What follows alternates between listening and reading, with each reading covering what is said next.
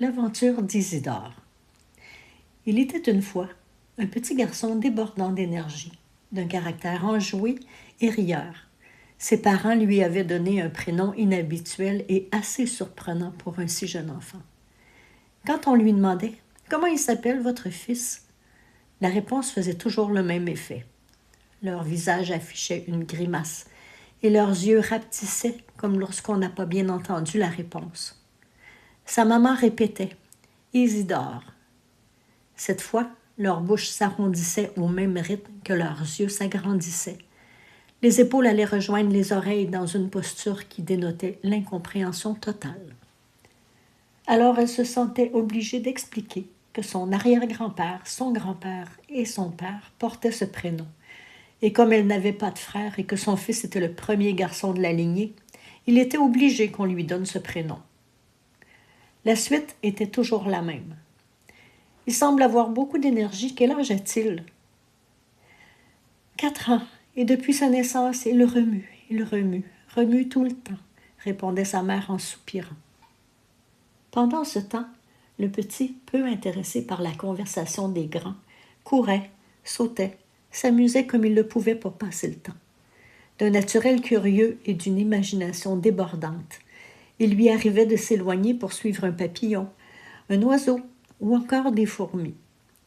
Il adorait les animaux. Il leur parlait, leur racontait des histoires. Il n'était pas rare que sa mère doive le chercher. Elle s'inquiétait toujours lorsqu'elle ne le voyait pas. Elle craignait qu'il parte vers la forêt, juste derrière la maison. Pour s'éviter ces tracas, elle lui avait fabriqué un harnais qu'elle attachait au poteau de la galerie. Il pouvait jouer dans le carré de sable, mais ne pouvait pas aller plus loin, comme un petit chien en laisse. Ça évitait à sa mère de le surveiller en permanence.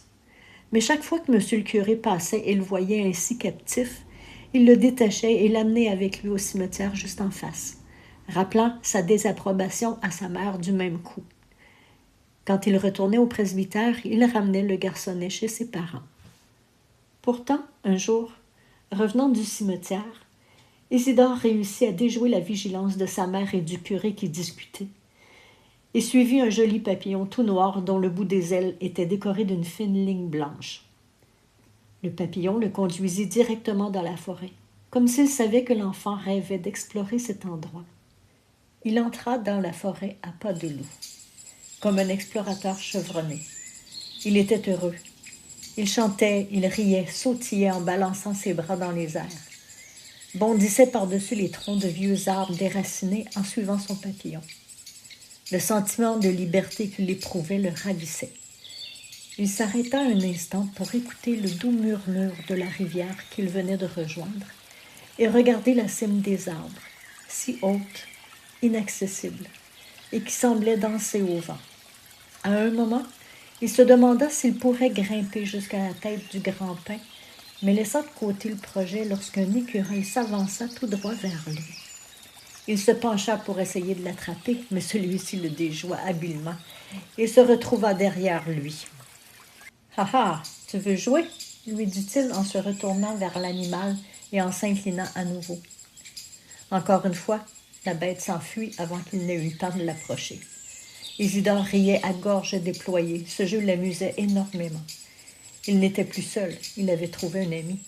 Il joua longtemps comme ça et s'enfonça de plus en plus loin dans la forêt. La lumière faiblissait, le jour tombait. Il devrait retourner à la maison, mais il ne la voyait plus. Il était loin de chez lui, très loin. Était-il perdu? Il n'était pas du genre à s'en faire. Il réfléchit un instant et conclut que s'il marchait à reculons, il retrouverait sa maison rapidement. Ce qu'il fit, pendant un long moment. Il se sentit bientôt très fatigué et s'assit au pied d'un gros sapin. Il s'endormit. Son nouveau compagnon s'approcha de lui, s'assura qu'il dormait et se posa lui aussi, tout en gardant un œil sur son humain. Le bambin se réveilla au matin. Le soleil perçait à travers les arbres et lui chauffait le visage. « Bon, enfin, il était temps que tu te réveilles. »« Quoi? Un écureuil qui parle? T'es magique? » »« Mais non, tous les écureuils parlent, il suffit de les écouter. »« Je pense que je suis perdue. J'ai faim, j'ai soif, se plaignit le garçon d'une voix chevrotante. Tu peux m'aider à retrouver ma maison? Tu me prends pour qui, là? Je suis pas un guide touristique. On va te trouver à manger et à boire. La rivière est tout près d'ici, on y va. Et j'ai une réserve de noix. Je veux bien partager si tu joues encore avec moi. Isidore suivit l'animal en sautillant, sa gaieté ravivée. Arrivé au bord de la rivière, l'enfant s'accroupit, les pieds au bord de l'eau, et tenta de prendre un peu de liquide dans sa petite main. Mais lorsque celle-ci arrivait à sa bouche, elle était vide. Le peu d'eau qu'il avait pu prendre dans sa main s'échappait entre ses doigts. Son copain ricanait de le voir faire. Après plusieurs tentatives, il lui expliqua comment procéder. « Tu dois te mettre à quatre pattes et laper l'eau de la rivière comme un chat. » Le gamin s'exécuta et y prit grand plaisir. Il en profita et se mit à patauger dans l'eau comme il aimait tant le faire. Ils repartirent bientôt vers la cachette de noix. L'écureuil grimpa dans un énorme pin et disparut soudain dans un trou qu'une ancienne branche cassée avait créé. Il revint avec 2 grosses noix de Grenoble, en donna une à son camarade et garda l'autre pour lui. Isidore gonfla ses joues et d'un souffle débarrassa la noix de la terre et des brindilles et la mit dans sa bouche. Il la recracha aussitôt. « C'est dur. Comment tu fais pour manger ça? » Tu casses l'écale avec tes dents et la noix est à l'intérieur. Je suis pas capable. Ça fait mal aux dents, dit-il après un deuxième essai. Bon, va falloir te trouver autre chose. Les voilà repartis. Ils font la course. Ils jouent à cache-cache. Tout à coup, l'écureuil freine tout sec. Ben voilà ce qu'il te faut. Regarde là, un pommier. Le garçon s'élança et réussit à grimper sur la première branche. Cueillit une belle grosse pomme, puis une autre et encore une autre. Comme ses mains étaient occupées, il ne pouvait pas redescendre. Il s'assit sur la branche et dégusta lentement ses pommes. Son ami l'avait rejoint et tous les deux profitaient du moment. Écoutaient le chant des oiseaux qu'Isidore essayait de reproduire sans grand succès. Maintenant, comment je fais pour aller chez moi? Moi, je sais pas, mais peut-être que le grand-père pourra t'aider. On va retourner le voir. Arrivé près de l'arbre, l'écureuil lui expliqua le problème de son ami. Le grand-père se concentra sur la question. Ses branches en frissonnèrent.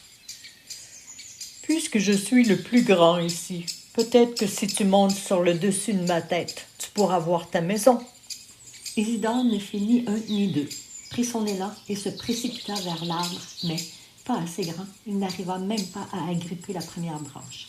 Pourtant, c'était facile avec le pommier. Elles étaient basses, mais là, il avait affaire à un géant. Le pin le regarda et leva les yeux au ciel, comme quand vous n'en pouvez plus de ce moustique qui vous tourne autour. Il se pencha un peu pour lui permettre de saisir sa première branche. Il devrait pouvoir monter tout seul ensuite. Le gamin recula, fonça à nouveau, et cette fois réussit à l'empoigner. Il se hissa de branche en branche, on aurait dit un singe.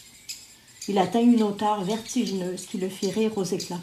« Tu vois comme je suis haut? » Et l'écho lui répondit « Oh, oh, oh !» Ce qui déclencha un nouvel éclat de rire.